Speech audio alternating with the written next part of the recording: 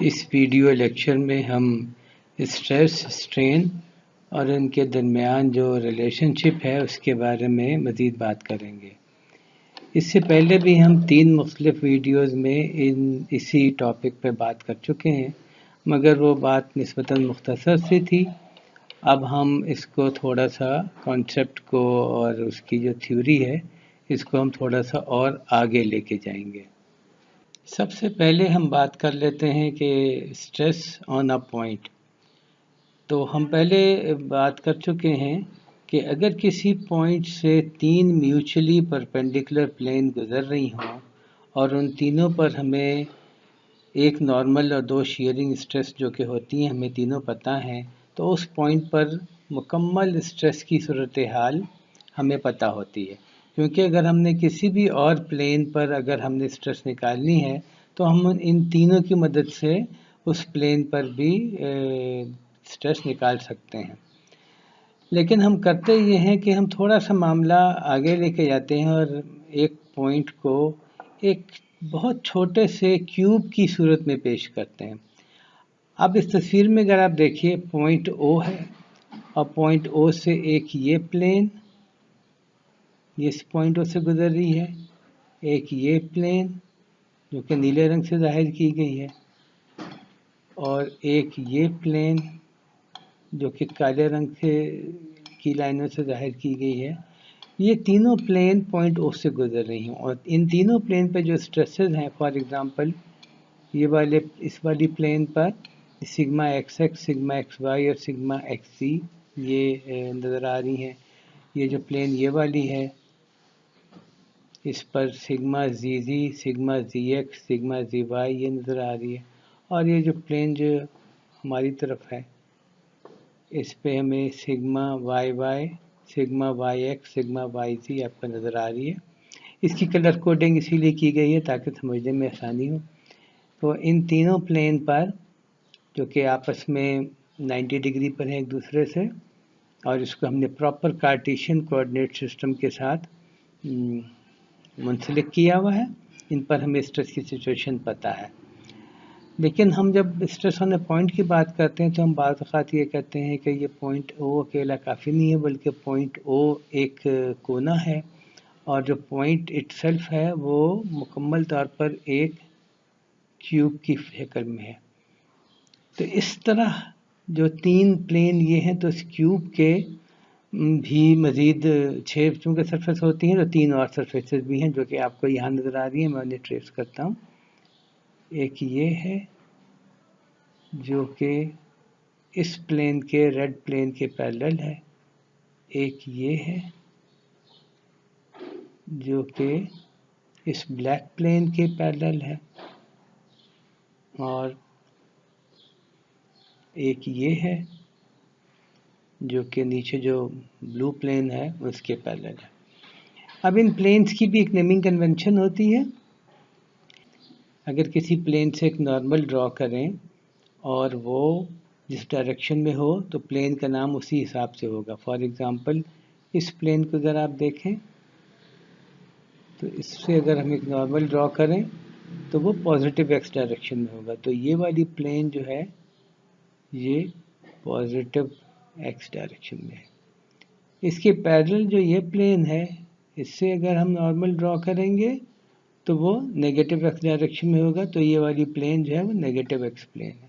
इसी तरह ये ब्लू प्लेन जो है ये नेगेटिव जी प्लेन है और ये वाली जो प्लेन है जो पैरेलल है उस ब्लू प्लेन के वो पॉजिटिव जी प्लेन है। इसी तरह ये वाली प्लेन नेगेटिव वाई प्लेन है और इसके पीछे जो है वो पॉजिटिव वाई प्लेन है। तो ये अब हम कहते हैं कि जी कंप्लीट स्ट्रेस सिचुएशन हमें उस वक्त पता चल जाती है जबकि हमें इस क्यूब के हर सरफेस पर हमें पता हो। अच्छा, अब हम इनकी थोड़ी सी बारे में और बात कर लेते हैं। नॉर्मल स्ट्रेस में ये है कि जो टेंसाइल स्ट्रेस है वो पॉजिटिव है। तो ये वाली स्ट्रेस जैसे सिग्मा एक्स एक्स ये टेंसाइल है, ये पॉजिटिव है और ये वाली स्ट्रेस सिग्मा एक्स एक्स ये भी टेंसाइल है, हालांकि नेगेटिव एक्स डायरेक्शन में है मगर ये भी पॉजिटिव है। इसी तरह ये सिग्मा जी जी पॉजिटिव जी डायरेक्शन में है तो ये पॉजिटिव है और ये वाली सिग्मा दीदी ये नेगेटिव डायरेक्शन में है, मगर चूंकि टेंसाइल है ये पॉजिटिव है। इसी तरह ये पर सारी हमने जो स्ट्रेसेस नॉर्मल स्ट्रेसेस 6 ड्रॉ की हैं ये सारी पॉजिटिव है। शेयरिंग स्ट्रेस का ये है कि अगर वो पॉजिटिव फेस पर हैं, पॉजिटिव प्लेन पर हैं और पॉजिटिव डायरेक्शन में हैं, या नेगेटिव प्लेन पर हैं और नेगेटिव डायरेक्शन में हैं, तो वो पॉजिटिव कंसिडर होंगी। फॉर एग्जांपल ये पॉजिटिव प्लेन है, हमें ये पता है, और इस पर ये सिग्मा वाई एक्स जो है ये पॉजिटिव वाई डायरेक्शन में है। सिग्मा एक्स वाई जो है ये पॉजिटिव वाई डायरेक्शन में है, और इसकी नेमिंग में ये जो एक्स और वाई है इसका यही मतलब है कि एक्स का मतलब है ये एक्स प्लेन पर है और वाई का मतलब है ये वाई डायरेक्शन में है, तो ये पॉजिटिव है। लेकिन अगर इधर देखें, ये वाली जो सिग्मा एक्स वाई है ये नेगेटिव प्लेन पर है, मगर ये नेगेटिव वाई डायरेक्शन में है, तो ये भी पॉजिटिव बाई कन्वेंशन देखी जाएगी। इसी तरह बाकी सारी जो शक्ति हमने यहाँ ड्रॉ की हुई हैं ये पॉजिटिव बाई कन्वेंशन, ये पॉजिटिव है। नेमिंग पर एक दफ़ा फिर आ जाएं। जनरली हमने यहाँ पर नेम सिग्मा इस्तेमाल किया हुआ है कि sigma x x, sigma x y, sigma x z, मगर बाद वक़्त आपको मिलेगा कि शेयरिंग स्ट्रेस के केस में टाओ इस्तेमाल किया जाता है कि टाओ शेयरिंग है और सिग्मा नॉर्मल है। मगर अगर हम सिग्मा इस्तेमाल करेंगे तो फिर हमें जो इसके जो सब्सक्रिप्ट हैं ये बड़ी क्लियरली बता देंगे।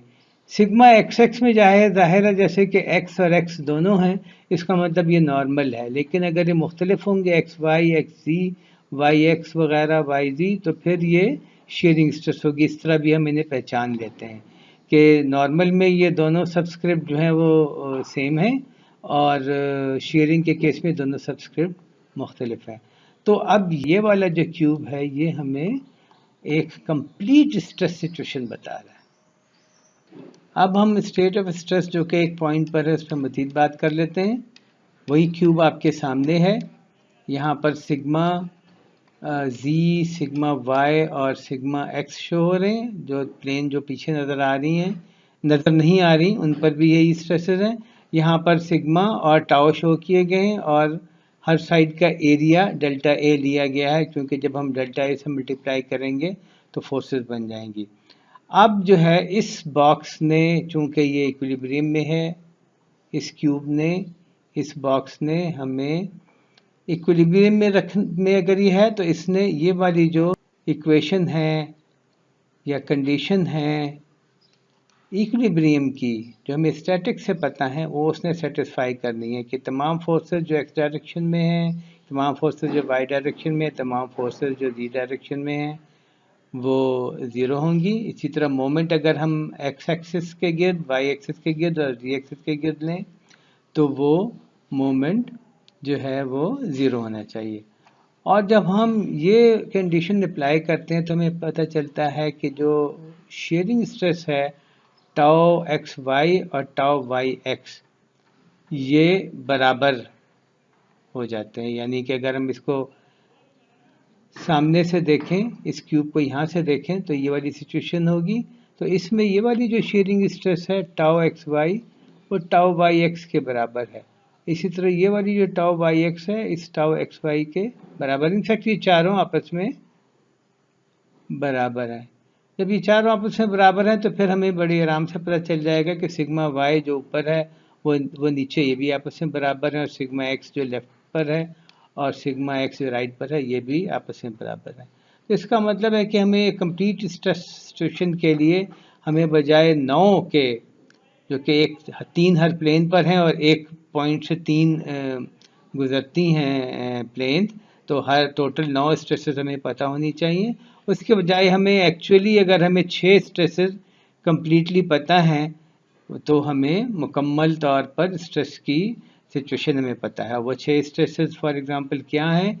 वो हैं 3 normal stresses, sigma x, sigma y और सिग्मा जी, और 3 shearing stresses tau x y, क्योंकि टाओ एक्स वाई पता होगा तो टाओ वाई एक्स भी पता चल जाएगा, टाओ वाई जी या सिग्मा वाई जी जो भी नाम हम लेना चाहें, और टाओ जी वाई या टाओ वाई जी।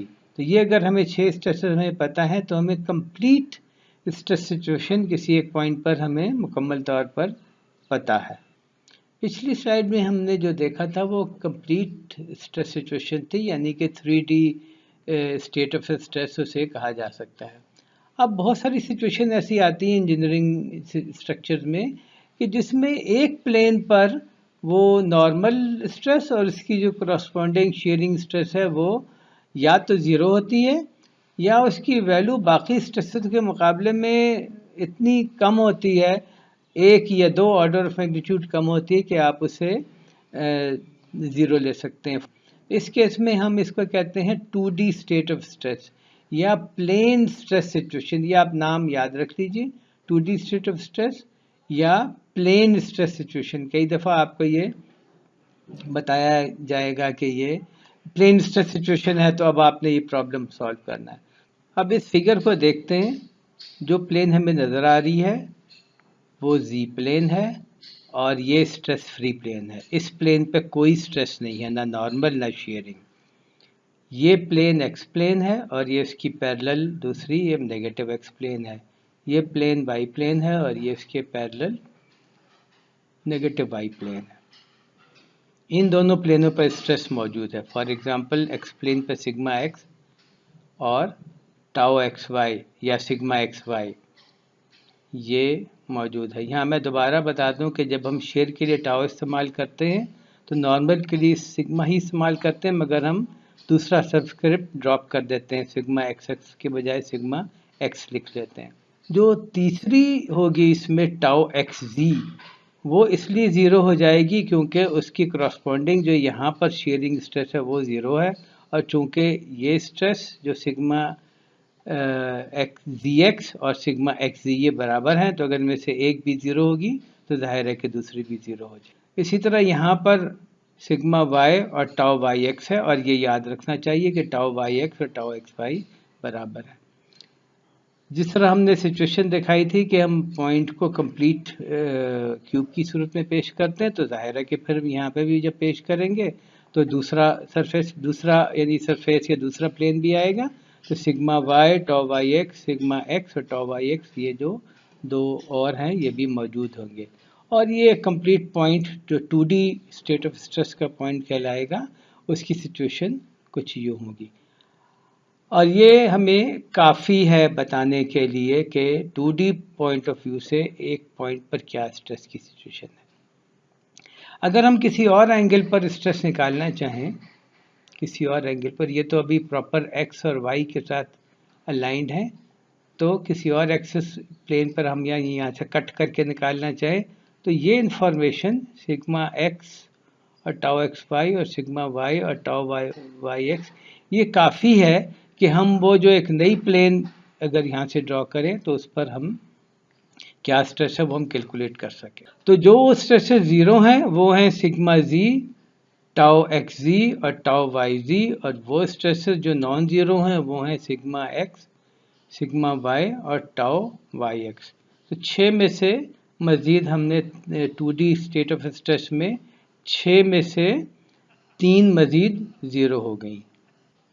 अब हम पॉइसन रेशो पर आते हैं। पॉइसन रेशो के बारे में हम पहले बात कर चुके हैं, और सिंपल अल्फाज में ये है कि अगर हम किसी भी मटेरियल को, किसी भी स्ट्रक्चर को, सिंपल स्ट्रक्चर को, एक्सियली लोडेड स्ट्रक्चर को अगर हम पुल करें, जैसे कि यहाँ नज़र आ रहा है कि एक एंड पर सिग्मा लगा हुआ है, दूसरे एंड पर भी सिग्मा लगा हुआ है, तो इसकी लंबाई में इजाफा हो जाएगा।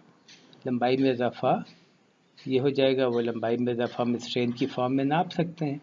लेकिन साथ में होगा ये कि इसकी जो चौड़ाई है लेटरल डायरेक्शन में, उसमें भी कमी हो जाएगी। जब अगर आप गौर से देखें, सॉलिड लाइन ओरिजिनल लाइन है और डॉटेड लाइन इसकी डिफॉर्म्ड शेप है, तो ये कमी हो जाएगी। तो हमने कहा इन का जो रेशो है एप्सिलॉन Y और एप्सिलॉन X का, इसको हमने पॉइसन रेशो का नाम दे दिया, और जनरली इसकी वैल्यू 0.3 होती है, और ये हमें मटीरियल प्रॉपर्टी की फॉर्म में हमें पता होता है। तो अगर लेट से कि एक हमारे पास लेट से थिन प्लेट है, उसमें सिर्फ सिग्मा X लगा हुआ है, सिग्मा Y वगैरह कुछ नहीं लगे हुए, सिर्फ सिग्मा X लगा हुआ है, तो हम देखेंगे कि ये इसकी जो डिफॉर्मेशन है वो अब इस ब्लू लाइन की फॉर्म में हो गई है। जो इजाफा हुआ है लंबाई में वो है एप्सिलॉन एक्स डी एक्स, ये डिफॉर्मेशन है, क्योंकि एप्सिलॉन एक्स जो है वो स्ट्रेन है और उसको जब आपने ओरिजिनल लेंथ डी एक्स से मल्टीप्लाई किया तो ये डिफॉर्मेशन आ गया। और कॉन्ट्रैक्शन इन लेंथ भी आपने निकाल ली, क्योंकि ये वाली जो स्ट्रेन है वो है new epsilon x, new epsilon x, क्योंकि हमने पहले रिलेट कर लिया एप्सिलॉन वाई को एप्सिलॉन एक्स से न्यू के ज़रिए, और न्यू एप्सिलॉन एक्स, और जब हम इसको डी वाई से मल्टीप्लाई करेंगे जो कि इसकी ओरिजिनल लेंथ है, तो यहाँ पर जो कॉन्ट्रैक्शन है, जो डिफॉर्मेशन है, वो हमें पता चल जाएगी।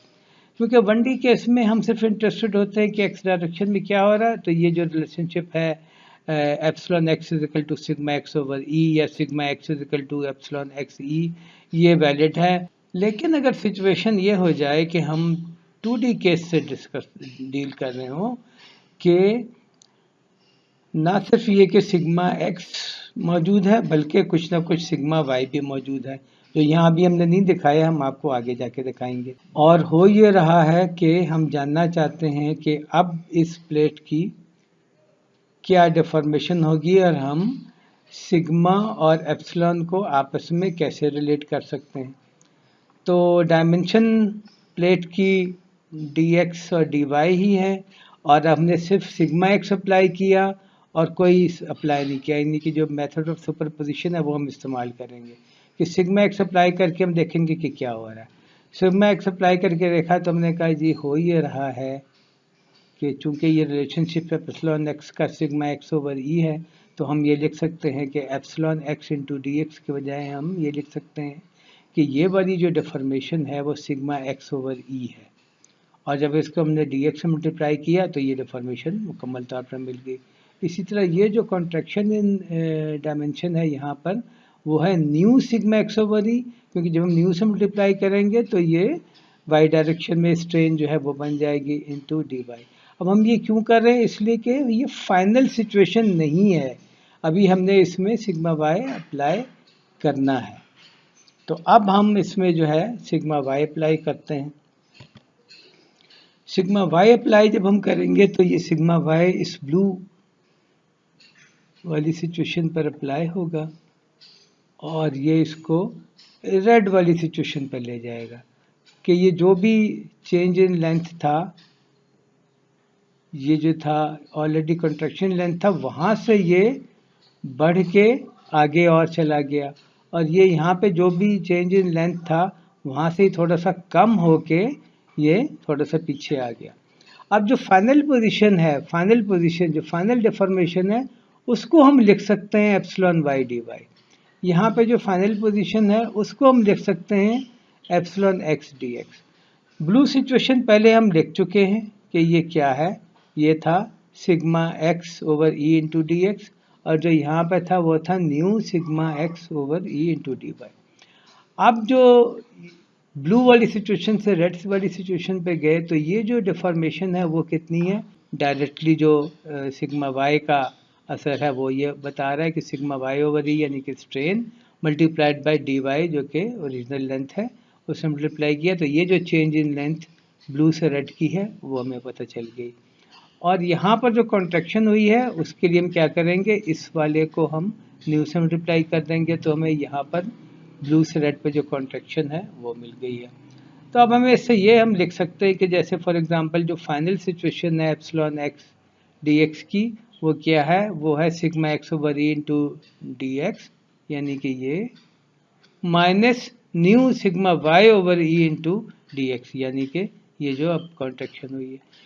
इसको अगर हम थोड़ा सा मुख्तसर करें, dx कैंसिल कर दें, तो ये बन जाएगा epsilon x will be equal to 1 over e sigma x nu new सिग्मा y। इसी तरह यहाँ पर जब हम करेंगे तो y डायरेक्शन में सिचुएशन मिल जाएगी कि epsilon y is equal to 1 over e sigma y minus new sigma x। गोया हम स्ट्रेन 2D केस में हम स्ट्रेन जो है x डायरेक्शन में और बाय डायरेक्शन में, यानी कि नॉर्मल स्ट्रेन, शेयरिंग की बात नहीं हो रही है, ये काइंडली नोट करें। Normal strain in terms of stresses हम लिख सकते हैं। और यहाँ ये बात गौर से देख लें कि पॉइसन रेशो इफेक्ट की वजह से एप्सिलॉन एक्स जो है वो डायरेक्टली सिग्मा एक्स से रिलेट नहीं किया जा सकता जिस तरह 1D केस में था, बल्कि उसमें सिग्मा वाई भी होगा।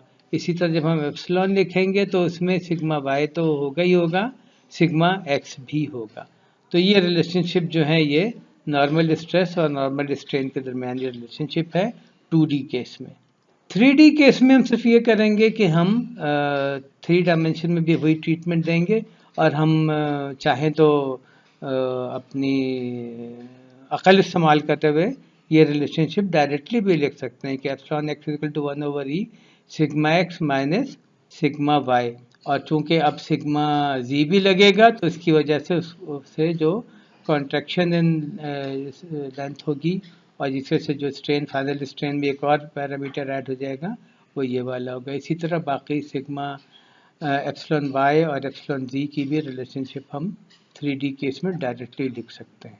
तो गोया कि हमने यहाँ पर मैथमेटिकली हमने सिग्मा और एप्सिलॉन को आपस में रिलेट कर लिया। शेयरिंग के केस में मसला थोड़ा सा आसान है कि फॉर एग्जांपल जैसे कि अगर एक ही शेयरिंग स्ट्रेन लगी हुई है टाउ एक्स वाई, तो ये टाउ वाई एक्स और टाउ वाई एक्स और टाउ एक्स वाई ये चारों दिखाई हुई ये आपस में बराबर हैं। इनकी डिफॉर्मेशन जो है वो इस तरह की होगी, ये जो 90 डिग्री एंगल है ये थोड़े से डिस्ट्रॉय हो जाएंगे और जितने भी वो डिस्ट्रॉय होंगे उसका नाम हम गैमा एक्स वाई लेट से रख लेंगे क्योंकि ये एक्स वाई प्लेन में सारी बातें हो रही हैं। तो इनका आपस में डायरेक्ट रिश्ता है कि tau x y is equal to G gamma x y. तो ये रिलेशनशिप जो है वो हम लिख सकते हैं शेयरिंग स्ट्रेन का और शेयरिंग स्ट्रेस का। ये शेयरिंग स्ट्रेन है, ये शेयरिंग स्ट्रेस है और जी जो है इसको मॉडुलस ऑफ रिजिडिटी कहा जाता है और इसकी वैल्यू भी हम किताब से या किसी हैंडबुक वगैरह से हमें निकाल सकते हैं, मटेरियल प्रॉपर्टीज़ में होती है।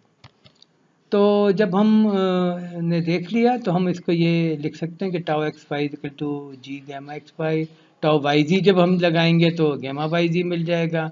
और फिर क्योंकि मटेरियल जो है वो हमारा आइसोट्रॉपिक मटेरियल है तो बिल्कुल सीधा सीधा कि tau y z equal to G gamma y z, tau x z equal to G gamma x z, ये रिलेशनशिप शेयरिंग स्ट्रेस और शेयरिंग स्ट्रेन का मिल गया। अब हमने ये देख लिया कि तमाम शेयरिंग स्ट्रेसेस वो अपनी करस्पॉन्डिंग शेयरिंग स्ट्रेन से रिलेट हो जाती हैं और नॉर्मल स्ट्रेन तीनों शेयरिंग नॉर्मल स्ट्रेस से रिलेट हो जाती हैं। तो ये मैथमेटिकल रिलेशनशिप जो कि 1D, 2D और 3D में हमें अब पता चल गया है, अब हम इसका इस्तेमाल करने की पोजीशन में आ गए हैं। मटेरियल प्रॉपर्टी की अगर बात करें तो जो मटेरियल प्रॉपर्टी हमें इसके लिए चाहिए होती है वो है जी, ई और न्यू।